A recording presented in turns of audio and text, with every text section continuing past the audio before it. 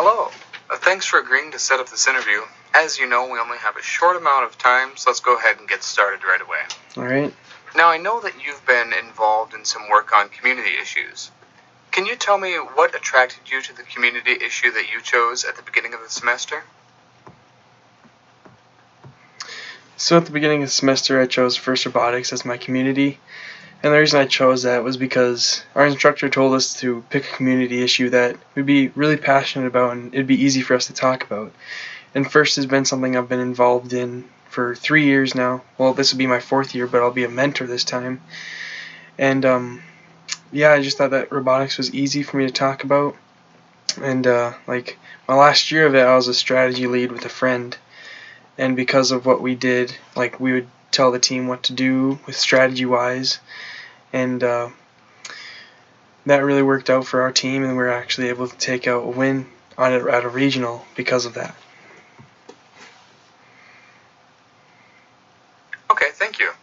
Now, your materials also said that you were involved in a community issue team project that focused on a call to action. Can you share with me what call to action your team put forward and why you chose that call to action? So when the groups were set up for the persuasive speech, like everyone's categories were kind of like related in some way, but like our group were the last 3 people to have like community issues that didn't relate. So out of the 3 that we had, we decided to do distracted driving, since it was something that we were all the most passionate about, like equally. So we chose that and thought it would be the easiest to argue for. And our call to action was that if we all try to drive distracted like less, then it'll create a safer environment for everybody. And that if we tell others about it, the issues and just the warnings about it, and it'll decrease. And that's what our call to action was. And I felt that Jacob, he is the one that did the call to action, did it in a really strong way.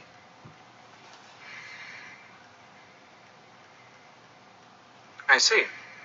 Now, if I were to ask the other members of your team what they think your biggest strength is, what do you think they would say, and why do you think they would say it?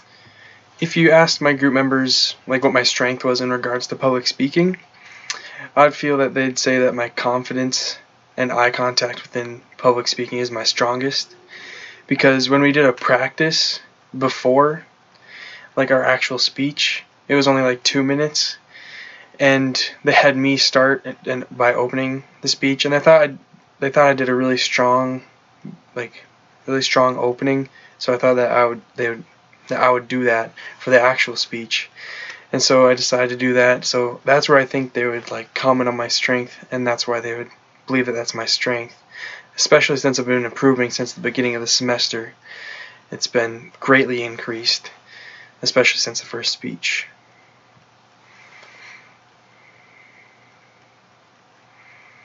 Okay, great. What for you was the most challenging thing about working with your team?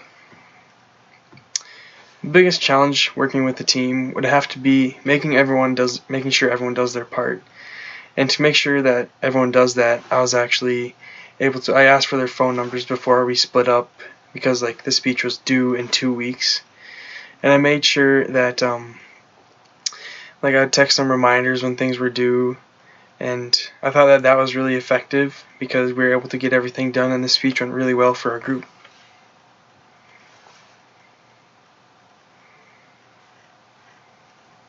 Thank you.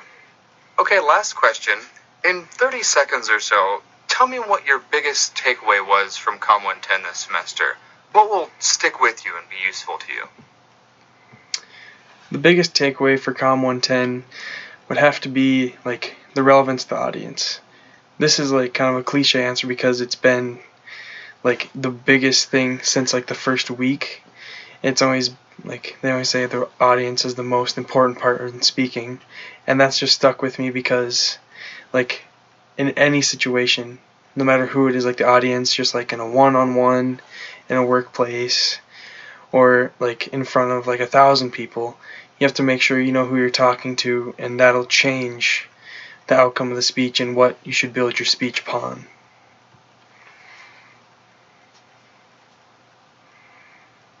Alright.